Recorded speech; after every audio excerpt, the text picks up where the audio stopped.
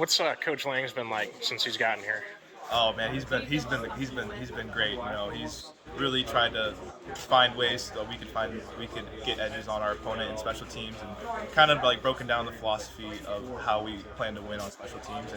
And I think we've really benefited from that, and our team will continue to grow because of it. Obviously, without revealing specifics about it, like has that been kind of a philosophical change of how you guys go about formationally returning kickoff teams and stuff like that, or has it been more of a design into the system you guys were running before? I think it's more of a mindset and just an overall investment. Obviously, we have always talked about how important special teams is, but having a coordinator that we meet with every day, that we practice it every day and harp on it every day, just drilling it into our minds that special teams matters and that it's really an honor to be put on the special teams because of the impact it can have on the game.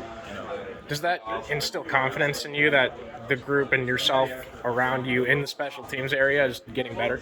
Absolutely. I think that, and with whether it be a block punt, a big kickoff return, a big punt return, it could really swing the whole tide of a game. So we all recognize that, and we all know the importance of it. So we're all looking to just be able to play our part and be able to impact the game any way we can. When you lose a lot of one-score games last year, Coach Campbell talked about the mentality of this team. Kind of a two-part question. One is, how do you mentally stay kind of recovered even if you lose a game by 1 point, 2 points, 3 points? Get on to the next week, and in this case, the next season. And the second part, like, what do your position groups have to do to turn the tide and make a 13-10 game, a 14-13 game?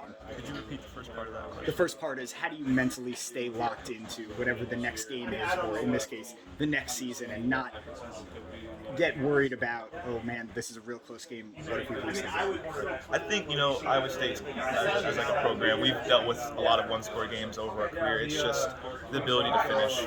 And, in a lot of those games, there's certain parts of the game, whether it be special teams, offense, defense, where it's a play or two here that kind of costs you. So knowing that, we don't have to make big changes. We just have to play our game and be like just stay in the moment, not look too far ahead and just stay composed throughout it all. I think that we'll be exactly where we want to be at the end of the day.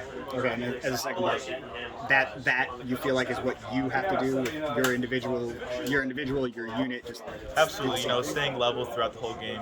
Like we live in those one-score games, like I said, so it's not anything we're not used to. It's just all about finishing, being able to be where you need to be when you need to be there.